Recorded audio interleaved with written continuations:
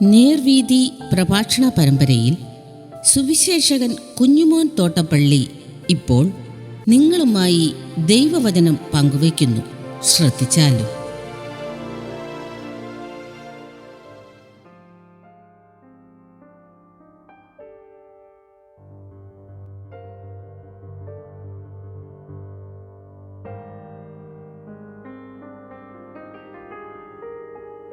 ആസന്ന മരണം. ദൈവനാമത്തിന് മഹത്വം ഉണ്ടാകട്ടെ. ലൂക്കോസിന് സുവിശേഷം 12-ാം അധ്യായത്തിൻ്റെ 16 മുതൽ 21 വരെ ഞാൻ വായിക്കുന്നത് ശ്രദ്ധിച്ചാലും. ഒരു ഉപമയും അവരോട് പറഞ്ഞത്, ധനവാനായൊരു മനുഷ്യൻ്റെ ഭൂമി നന്നായി വിളഞ്ഞു. അപ്പോൾ അവൻ, ഞാൻ എന്ത് ചെയ്യേണ്ടു, എൻ്റെ വിളവ് കൂട്ടിവെപ്പാൻ സ്ഥലം പോരാ എന്ന് ഉള്ളിൽ വിചാരിച്ചു. പിന്നെ അവൻ പറഞ്ഞത്, ഞാനിത് ചെയ്യും.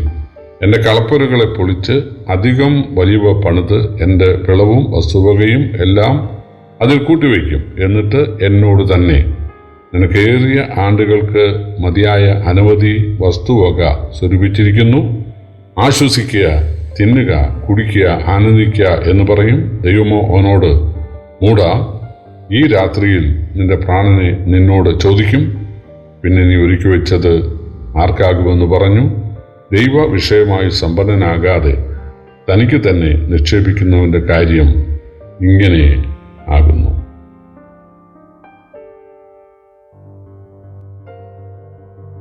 മനുഷ്യൻ്റെ ദൃഷ്ടിയിൽ ബുദ്ധിമാനായ ഒരു മനുഷ്യനെയാണ് നാം ഇവിടെ കാണുന്നത്.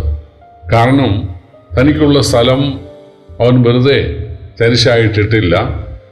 അത് നന്നായിട്ട് അധ്വാനിച്ച് നല്ല രീതിയിൽ സമയാസമയങ്ങളിൽ അത് വിതച്ച് അല്ലെങ്കിൽ കിളച്ച് വളമിട്ട് വെള്ളമൊഴിച്ച് പരിപാലിച്ച് അവന് അവസാനം അത് കൊയ്തു. നല്ല വിളവ് കിട്ടി. അത് മെതിച്ച് കഴിഞ്ഞപ്പോൾ അത് കൂട്ടി വെക്കാൻ സ്ഥലം പോരാ. അവൻ പറഞ്ഞു, ഞാൻ അധികം കളപ്പുരകളെ പണിത് സൂക്ഷിച്ചു വെച്ചിട്ട് എന്നോട് തന്നെ ഞാൻ പറയും, ആശ്വസിക്കുക, തിന്നുക, കുടിക്കുക, ഏറിയ കാലം ഇങ്ങനെ കഴിയുക. അങ്ങനെ ബുദ്ധിമാനായ ആ കൃഷിക്കാരനോട് ദൈവം പറയുകയാണ്, നീ മൂഢനാണ്. കാരണം നീ കുറേ വർഷത്തേക്കുള്ള ധാന്യങ്ങളാണ് കഷ്ടപ്പെട്ട് നീ ശേഖരിച്ചു വെച്ചിട്ടുള്ളത്. അതിൻ്റെ അടിസ്ഥാനത്തിൽ നീ വിചാരിക്കുന്നു നീ സമ്പന്നനാണ്. പക്ഷേ നീ വെറും മൂഢനാണ്. കാരണം നീ ദൈവവിഷയമായി സമ്പന്നനായിട്ടില്ല. നീ സ്വർഗത്തിലേക്ക് വേണ്ടത് നീ സമ്പാദിച്ചിട്ടില്ല, നീ കരുതിയിട്ടില്ല. ഒന്നാമത് നിന്റെ പേരവിടെ വന്നിട്ടില്ല. രണ്ടാമത് നിനക്കുള്ളതൊന്നും അവിടെ വന്നിട്ടില്ല. പ്രിയപ്പെട്ടവരെ, ഒന്നാമത് നമ്മുടെ പേര് സ്വർഗത്തിൽ വരണം. യേശു ലൂക്കോസിന് സുവിശേഷം 10-ാം അധ്യായത്തിൽ തൻ്റെ ശിഷ്യന്മാരോട് അത് പറഞ്ഞു, നിങ്ങളുടെ പേർ സ്വർഗത്തിൽ എഴുതിയിരിക്കുന്നതിൽ സന്തോഷിപ്പീൻ. ഭൂമിയിലെ പല സ്ഥലത്തും നമ്മുടെ പേരുകൾ കണ്ടേക്കാം. അതുകൊണ്ടായില്ല, സ്വർഗത്തിൽ രക്ഷിക്കപ്പെട്ടവരുടെ കൂട്ടത്തിൽ നമ്മുടെ പേരുണ്ടാകണം. പേർ വിളിക്കുമ്പോൾ നമ്മുടെ പേരും കാണണം. യേശുവിനെ രക്ഷകനായി സ്വീകരിക്കുമ്പോഴാണ് നാം ദൈവമക്കളാകുന്നത്. കാരണം യേശു ഭൂമിയിൽ വന്നത്, ദൈവം മനുഷ്യനായത് നമ്മുടെ നരകം അനുഭവിക്കാനാണ്, രക്ഷാമാർഗം ഒരുക്കാനാണ്. യേശുവിനെ യഹൂദന്മാരല്ല കൊന്നത്, അല്ലെങ്കിൽ റോമാക്കാരല്ല കൊന്നത്, അല്ലെങ്കിൽ പാപികളല്ല യേശുവിനെ കൊന്നത്, എന്തിനേറെ പിശാചല്ല യേശുവിന് മരണത്തിന് ഉത്തരവാദി. യേശു മരിക്കാനാണ് വന്നത്. അല്ലെങ്കിൽ പിതാവായ ദൈവമാണ് പുത്രനെ യാഗമാക്കിയത്. പിതാവ് കൊടുത്ത പാനപാത്രമാണ് യേശു കുടിച്ചത്. യേശു അത് അനുഭവിച്ചെങ്കിലല്ലാതെ, യേശു നമ്മുടെ നരകശിക്ഷ അനുഭവിച്ചെങ്കിലല്ലാതെ നമുക്ക് വിടുതൽ ഉണ്ടാകുമായിരുന്നില്ല. ദൈവത്തിന് നിരുപാധികം എല്ലാവരോടും ക്ഷമിച്ചിരിക്കുന്നു എന്ന് പറയാൻ കഴിയുകയില്ല. പാപം പഴം തിന്നാൽ മരിക്കും, നരകം അനുഭവിക്കേണ്ടി വരും എന്ന് പറഞ്ഞ ദൈവത്തിന് തിരിച്ചു പറയാൻ സാധിക്കുകയില്ല. മറിച്ച് മനുഷ്യനൊരു വിടുതൽ ഉണ്ടാകണമെങ്കിൽ മനുഷ്യന്റെ നരകശിക്ഷ ദൈവം, പാപമില്ലാത്ത ദൈവം തന്നെ അനുഭവിക്കണം. അത് നീതിയല്ലേ, യുക്തിയല്ലേ, അത് ന്യായമല്ലേ? അത് എത്ര യുക്തിക്ക് നിരക്കുന്നതാണ്. നീതിമാനായ ദൈവത്തിന് എന്തിനൊരു ന്യായാധിപന് ഒരു പാപിയെ വെറുതെ വിടാൻ സാധിക്കുമോ? അല്ലെങ്കിൽ ഒരു നിരപരാധിയെ ശിക്ഷിക്കാൻ സാധിക്കുമോ? ഇല്ല.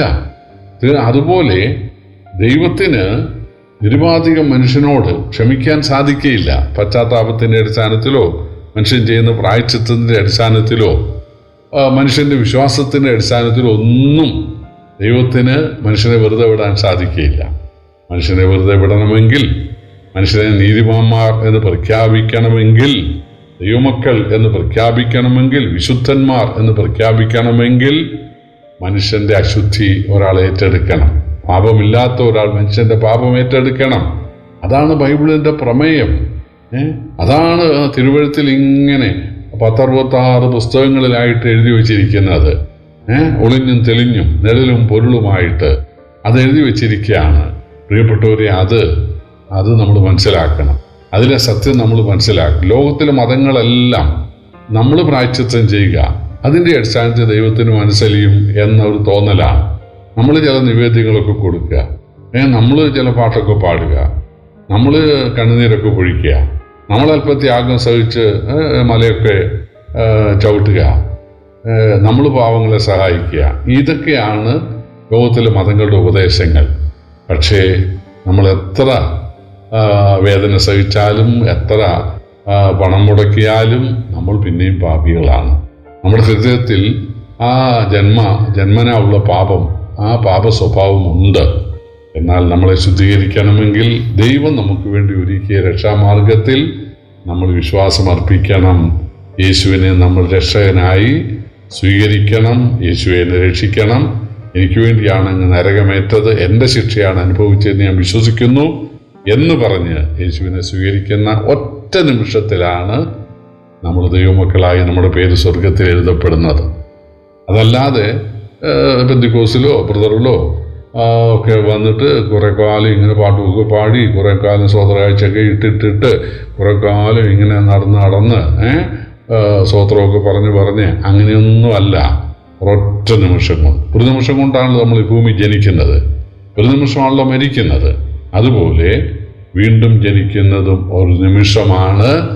അതിന് ഒരാഴ്ചത്തെ ആവശ്യമില്ല, ഒരു മാസത്തെ ധ്യാനം കൂടേണ്ട ആവശ്യമില്ല.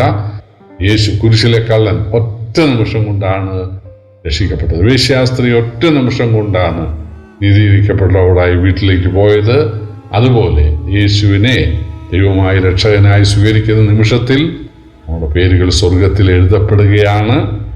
അതിനുശേഷം നമ്മൾ ദൈവത്തിനായി പ്രവർത്തിക്കുന്നതിൻ്റെയൊക്കെ പ്രതിഫലം, അതിൻ്റെ കണക്കെല്ലാം സ്വർഗത്തിൽ വരികയാണ്. അങ്ങനെ നമ്മൾ ദൈവവിഷയമായി സമ്പന്നരാകുകയാണ്. നമ്മൾ കാർഷിക മേഖലയിലോ വ്യാവസായിക മേഖലയിലോ സാഹിത്യ മേഖലയിലോ അല്ലെങ്കിൽ കലാമേഖലയിലോ ഒക്കെ നമുക്ക് പലതും വെട്ടിപ്പിടിക്കാനായിട്ട് കാണും. ഒരു രാജ്യത്തുള്ള പരമോന്നത ബഹുമതി നമുക്ക് നേടാനായിട്ട് സാധിക്കും. നമുക്ക് വാളുകൊണ്ട് സാമ്രാജ്യങ്ങളെ കീഴ്പ്പെടുത്താൻ പറ്റും. അലക്സാണ്ടർ പറഞ്ഞു, ഇനി എനിക്ക് കീഴ്പ്പെടുത്താൻ രാജ്യങ്ങളില്ലല്ലോ എന്ന് പോലും അദ്ദേഹം പറഞ്ഞായിട്ട് കേട്ടിട്ടുണ്ട്. അതുപോലെ സകലമാന ഡോക്ടറേറ്റും എടുക്കാനായിട്ട് സാധിക്കും. അതാണ് ഒരു മനുഷ്യൻ സർവ്വലോകവും നേടുക എന്ന് പറഞ്ഞതിൻ്റെ അർത്ഥം. പക്ഷേ ആത്മാവിനെ നേടിയാൽ, സ്വർഗത്തിൽ നമ്മുടെ പേര് വരുത്താൻ സാധിക്കാതെ വന്നാൽ അതിനൊക്കെ വലിയ നഷ്ടം വേറെയില്ല. ദൈവം മനുഷ്യനായി വന്ന യേശുവിനെ സ്നേഹിക്കുക, യേശുവിനെ കൈക്കൊള്ളുക, യേശുവിനെ കുറിച്ച് പഠിക്കുക, ആ യേശുവിനെ രക്ഷകനായി സ്വീകരിച്ച് ഹൃദയത്തിലെ ശുദ്ധീകരണം പ്രാപിക്കുക, ദൈവമക്കളായി തീരുക. അങ്ങനെ ദൈവവിഷയമായി സമ്പന്നരാകുവാൻ ദൈവം ഏവരെയും സഹായിക്കട്ടെ. കർത്താവിൻ്റെ വിലയേറിയ നാമം വാഴ്ത്തപ്പെടുമാറാകട്ടെ.